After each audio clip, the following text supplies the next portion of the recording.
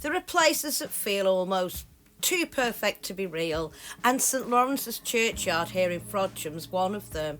Perched proudly upon a rocky outcrop, the ancient site offers commanding views across a Cheshire landscape, a picture postcard seen in every direction. And just across the road sits the old Ringo Bell's pub, watching, waiting as it has done for centuries. The church itself largely dates from around 1180. Its sturdy Norman-style architecture still standing strong against the passage of time, but records suggest something even older once stood here, perhaps long before the Domesday Book. So when we walk these grounds, we are treading on deeply ancient soil. The churchyard's alive today with quiet beauty. Many of these stones from the 1700s, their inscriptions softened by time, their edges worn by wind, rain and memory. How glorious they are, especially now in spring. Blossom petals fall gently across the graves, scattering themselves like nature's own tribute. Soft, fleeting and impossibly beautiful, it's a place of rest, but also quiet celebration. Among these weathered stones, stories wait to be discovered. A sundial dating from 1790, still marking the passage of time. Its shadows moving just as it has for over 2 centuries. Nearby lies Prince Warabo, son of King Jar Jar of Opobo, Nigeria.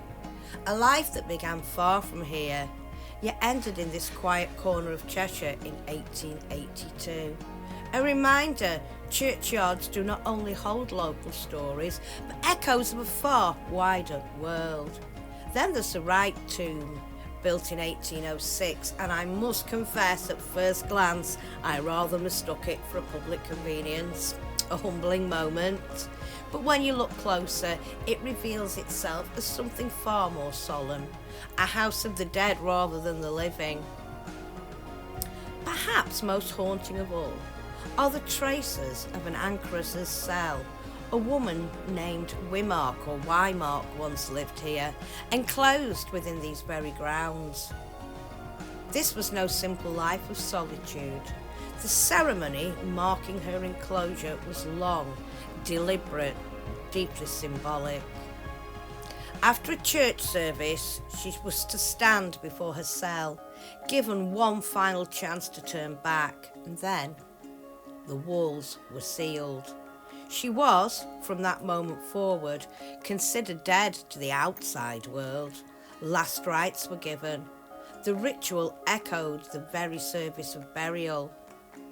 For Wymark, this cell was not just a home, it was her tomb in life.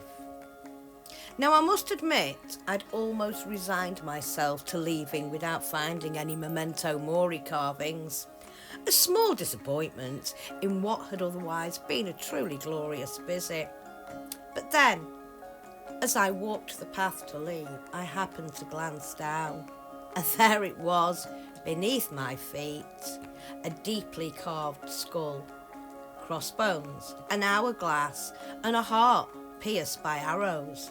A perfect, powerful reminder of mortality hidden in plain sight. And in that moment I realised this churchyard had given me everything that I had hoped for. St Laurence's Frodsham is more than just a beautiful setting. It's a place of stories, of lives lived and lives remembered, of times passing yet never truly gone. Sometimes, if you look closely enough, it will reveal its secrets just when you need them the most.